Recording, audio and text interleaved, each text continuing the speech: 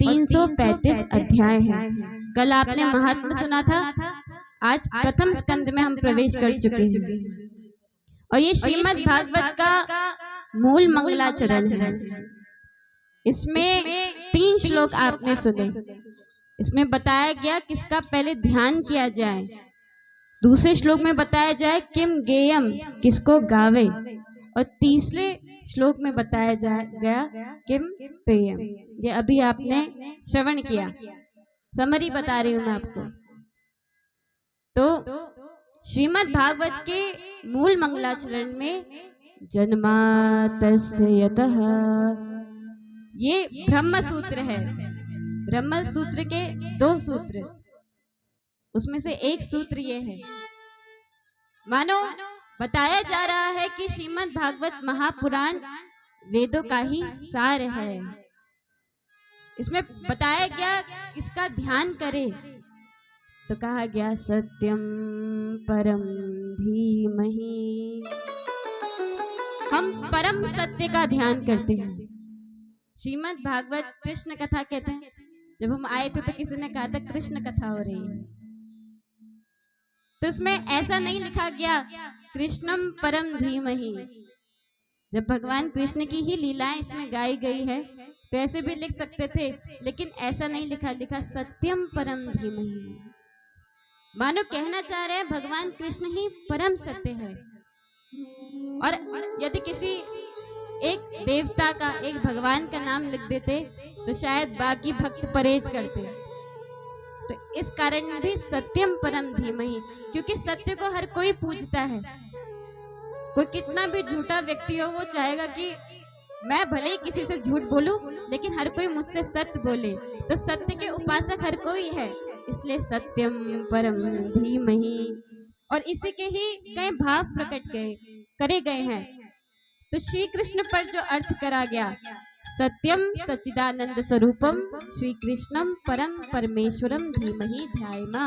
हम भगवान परम परमेश्वरम सच्चिदानंद स्वरूप भगवान कृष्ण का ध्यान करते हैं।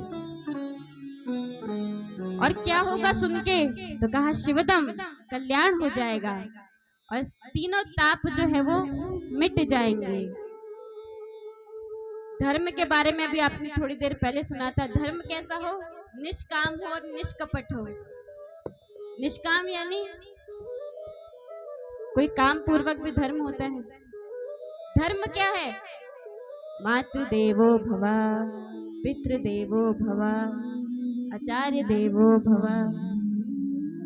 तो बड़ों की अगर आप सेवा कर रहे हो तो आप धर्म कार्य कर रहे हो। कहते हैं ना, ये बड़ा व्यक्ति बड़ा धर्मात्मा है।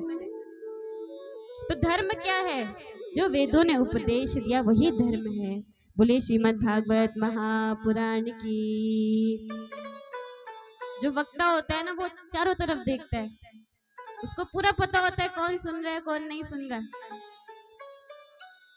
यदि श्रोता तो फिर वक्ता भी फिर वक्ता, लेकिन यदि श्रोता फिर वक्ता फिर। तो बड़े ध्यान से। तो कहाँ पे हो रही थी कथा? धर्म क्या है, किसको कहेंगे धर्म? जो वेदों ने कहा कि ऐसा करना है वही धर्म है। बड़ों की सेवा तो हो रही है, पर पुत्रजन इसलिए सेवा कर रहे हैं कि पिताजी का तो जाने का समय है, इनके बाद इनका जो भी प्रॉपर्टी है हमको ही मिलनी है, तो हमको ज्यादा से ज्यादा मिल जाए, इसलिए आप सेवा कर रहे हैं। तो वहां पे काम आ गया। गुरु की सेवा शिष्य कर रहा है, इसलिए कर रहा है कि गुरु जी के जाने के बाद उनके उत्तराधिकारी हम ही बनेंगे। तो वहां पे काम आ गया। लेकिन भागवत में क्या कहा गया? निष्काम धर्म। जब कोई कामना नहीं है, हम तो भगवान की सेवा करना चाहते हैं। तो निष्काम और निष्कपट धर्म का निरूपण किया गया। ये अभी आपने श्रवण करा। 6 प्रश्न बताए गए। सरलता से कल्याण कैसे हो, ग्रंथों का सार क्या है। नैमिषारण्य वन में सूत जी से प्रश्न किए जा रहे हैं।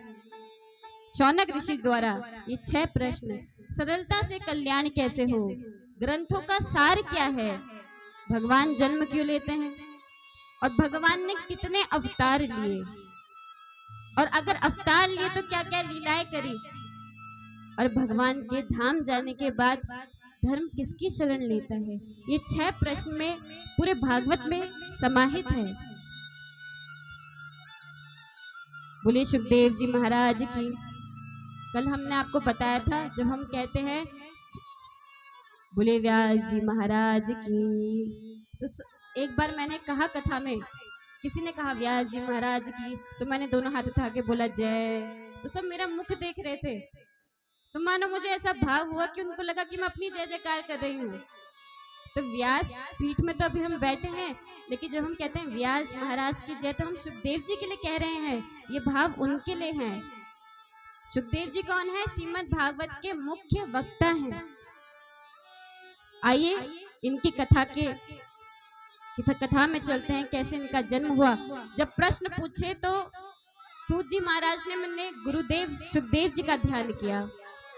यम प्रवजन्तमनुपेतमपेत कृत्यम द्वैपायनो विरह कातर आजुहाव पुत्रेति तन्मयतया सर्वोऽभिनेदुस् त्वं सर्वभूतहृदयं मुनिमानतोऽसि। सुखदेव जी महाराज परम अवधूत है। जन्म लेते ही जंगल में भाग गए, पिताजी की तरफ मुड़ के नहीं देखा। पिताजी कौन? वेद व्यास जी महाराज। पीछे से चिल्ला रहे, अरे पुत्र रुक जाओ, पर सुखदेव जी महाराज जंगल में चले गए। देह का कोई ध्यान नहीं, पुरुष और स्त्री में कोई भेद नहीं जानते, ऐसे परम अवधूत सुखदेव जी महाराज हैं। एक बार नारद जी जा रहे थे, तो जाने से पहले माता पार्वती के पास आए। माता पार्वती को प्रणाम किया। पार्वती जी ने बोला आओ आओ नारद जी, कैसे आना हुआ? नारद जी ने बोला आजकल तो हमने गृहस्थों के घर में ही जाना छोड़ दिया है। पार्वती जी ने बोला क्यों, क्या बात हो गई? नारद जी ने बोला गृहस्थों में वो प्रेम नहीं रहा। तो माता पार्वती ने बोला एक मिनट सुनो नारद जी, ये बात हमारे घर में लागू नहीं होती, हम तो बड़े प्रेम से रहते हैं। चूहा भी है, सर्प भी है, तो हम तो बड़े प्रेम से रहने वाले हैं, हमारे घर में ऐसा कुछ नहीं होता। नारद जी ने बोला जय हो। नारद जी ने बोला सब कहते हैं कि मैं उनके घर में लड़ाई करा देता हूँ।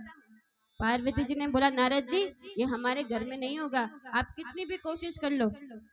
नारद जी ने मन में संकल्प उठा लिया, इनके घर में तो लड़ाई करा के ही जाऊंगा। तो नारद जी ने प्रश्न पूछ लिया, माता जी कोई भी पति अपनी पत्नी से कोई ना कोई बात छुपाता ही है। पार्वती जी ने बोला नहीं नहीं, भगवान शिव के और मेरे बीच में तो कोई बात छुपी नहीं है, हम सब जानते हैं। नारद जी ने बोला अच्छा तो बताओ, ये जो शंकर जी मुंड में माला पहनते हैं ये किसके मुख है? पार्वती जी सर खुजलाने लगी, अरे ये तो कभी पूछा ही नहीं। पार्वती जी ने बोला मैंने कभी पूछा नहीं इसलिए बताया नहीं, पूछूंगी तो अवश्य बताएंगे। नारद जी ने बोला आप पूछोगे तो बताएंगे, क्या कभी खुद से उनको बताने का मन नहीं किया कि मुंडमाला किसकी है? पार्वती जी के मन में अब क्रोध उत्पन्न होने लगा, अभी तक मुझे क्यों नहीं पता है। शंकर जी दूर से आ रहे थे। नारद जी ने बोला देवी जी मैं चलता हूँ। शंकर जी ने बोला अरे नारद जी कहाँ जा रहे हो? नारद जी ने बोला मैं तो माता के साथ संकीर्तन कर रहा था, संकीर्तन समाप्त हो गया तो मैं चलता हूँ। राम राम करके नारद जी तो निकल गए, पर भगवान शिव जी माता पार्वती का मुख देख के समझ गए कि माता कुछ क्रोधित लग रही है, अशांत लग रही है। तो बात कर रहे हैं देवी क्या बात है, इतने क्रोधित क्यों लग रहे हो, कुछ बात हो गई?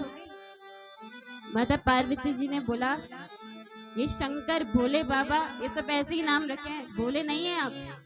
अरे आपके गले में जो मुंडमाला है ये किसकी है, आपने मुझे कभी बताया? शंकर जी ने पूछा आपने कभी पूछा ही नहीं। माता ने बोला जब मैं पूछूंगी तो ही बताओगे, अरे खुद से भी तो बताना होता। शंकर जी ने बोला तो अब बता देंगे। समझ गए कि आज माता पार्वती बिना जाने नहीं मानेंगी। तो शंकर जी ने बोला देवी जी ये जो मुंड में आप मुंड की माला देख रहे हैं ना, ये आपके ही सर है, मेरे सर है, ये ऐसा कैसे हो गया? तो शिव जी ने बोला जब आप देह त्याग करके जाती हैं तो आपके विरह में, दुख में मैं आपके मुंडों को धारण कर लेता हूँ माला बना के। तो माता पार्वती ने बोला ये इतने सर मेरे हैं? शंकर जी ने बोला हाँ। बोले श्रीमद् भागवत महापुराण की। शंकर जी ने बोला हाँ देवी सब आपके ही है। अच्छा मैं देह त्याग करती हूँ तो आप कहाँ जाते हैं? भगवान शंकर कहते हैं मैंने अमर कथा सुनी है, आपने अमर कथा नहीं सुनी, इसलिए मेरी मृत्यु नहीं होती, मैं देह नहीं त्याग करता हूँ। माता पार्वती जी ने बोला मैंने इतने जन्म मरण धारण कर लिए, आपको मुझे सुनानी चाहिए थी। तो अब अमर कथा भगवान शिव जी माता पार्वती को सुनाने जा रहे हैं। शिव जी ने बोला देवी जी देख के आ जाओ, कोई आसपास जीव ना हो, कोई और सुन लेगा तो अमर हो जाएगा, और किसी ऐसे व्यक्ति ने सुन ली जो इसका अधिकारी नहीं है तो अनर्थ हो जाएगा। देवी जी गई, देख दाख के आई, कोई आसपास दिखा नहीं।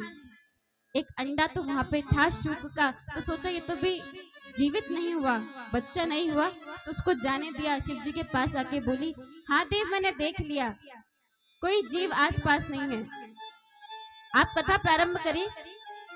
भगवान शिव जी ने बोला देवी जी कथा मैं प्रारंभ करूंगा, पर ये याद रखना कथा के बीच में नींद बड़ी आती है। एक तो मधुर मधुर कोई वक्ता कह रहा हो, पीछे सुंदर संगीत, तो घर में भी जिसको नींद नहीं आती दवाई खा के सोता है, कथा में बिठा दो तो एकदम आराम से वो सो सकता है। तो नींद आती है तो आप हंकार भरते रहना। तो हम पूछते हैं ना बार बार आपसे, समझ आया, ताकि आप सो ना जाए।